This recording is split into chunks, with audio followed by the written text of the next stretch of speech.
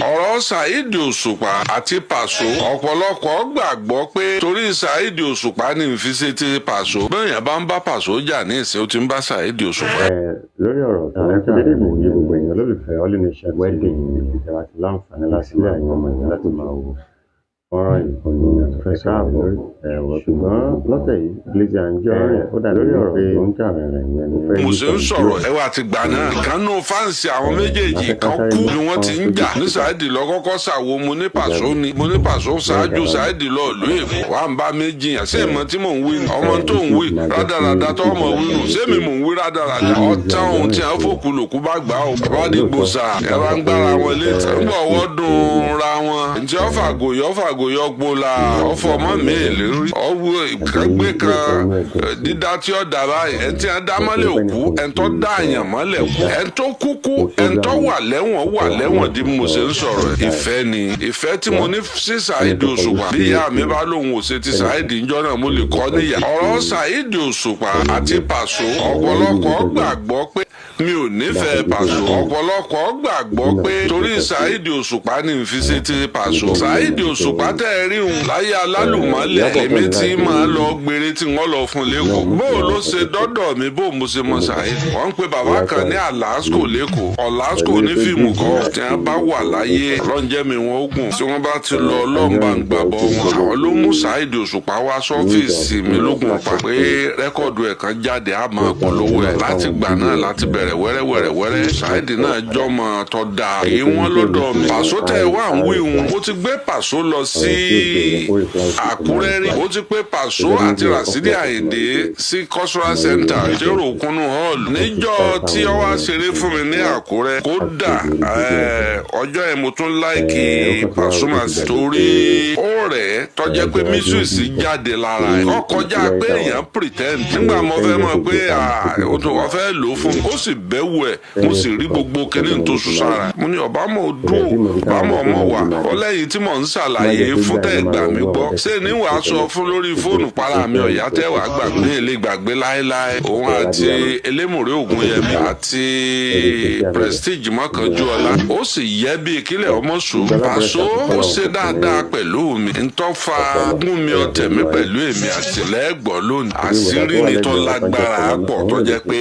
ọ̀pọ̀lọpọ̀ ò gbọ́ rí ṣùgbọ́n n ó finú fíndọ̀ sọ́lé kí n tó sọ̀rọ̀ ti Paso tọ́fà gbóngbòngbòn láàrin èmi àti Saheed Òṣùpá ṣe bẹbẹ lẹ́ni o gẹ́gẹ́ bí mo ṣe sọ wípé ó ṣe dáadáa wá kí mi ní Ọ̀yọ́ ó tún ṣe dáadáa o èmi ti dé hall ṣáájú ẹ̀ dédé tó dé láriwo sọ́gẹ̀ wọ́n sì sọ fún pé mi mo jókòó lọ́ọ̀kan ó sọ̀kalẹ̀ látòrí stage ọwọ́ akin bàbá ẹ̀ kú jókòó ó ṣe gẹ́gẹ́ bí ọmọ Yorùbá àtàtà Saheed Òṣùpá fún mi lówó tí ò fún mi rí níjọ́ tí mo ti ń promote ẹ̀ ọjọ́ tí mo ti wà pẹ̀lú ẹ̀ láyé ó fún mi lówó tó jọjú lẹ́nu kò fún mi nírú ẹ̀ rí láyé owó náà màá sì kó pamọ́ ni owó tàn ayérayé ìdí ni wípé ọ̀fẹ́ kọ́ mọ̀ pé fẹ́ owó kọ́ ni mo ní sóhun ìfẹ́ tọkàntọkàn ni mo ní sí 1,000 alápapọ̀ ọ̀fẹ́ mọ fígọ̀ ó pọ̀ o ẹ̀tí mo bá fi lé èèyàn ṣe dáadáa ó ṣe dáadáa ó ní bàbá gẹ́gẹ́ bí ọ̀rọ̀ tó wà ńlẹ̀ kọ́mọ́ rí mi bíi bàbá burú kọ́mọ́ sì rí mi bíi ẹni pé àbọ̀rọ̀ tánú mọ̀ gbà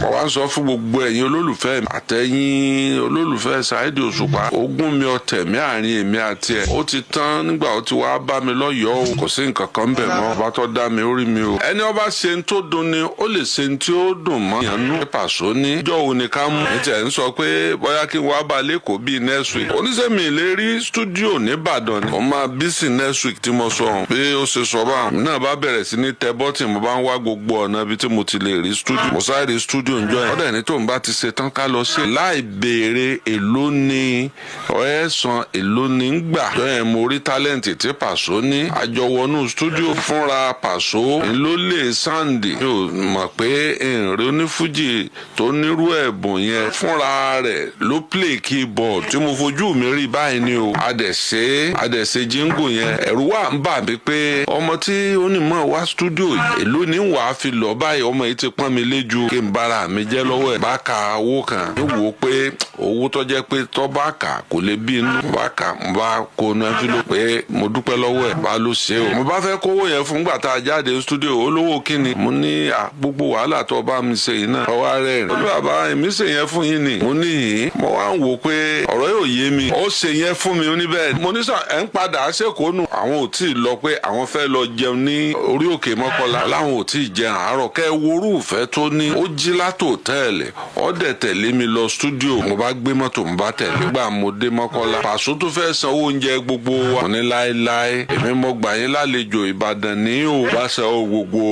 àwa tá a lọ ń bẹ̀ jọ náà ó tán o Pàṣọ ọ̀gbà kọ́bọ̀ lọ́wọ́ tí mo sì gba owó gidi lórí jíngù yẹn nílé iṣẹ́ tí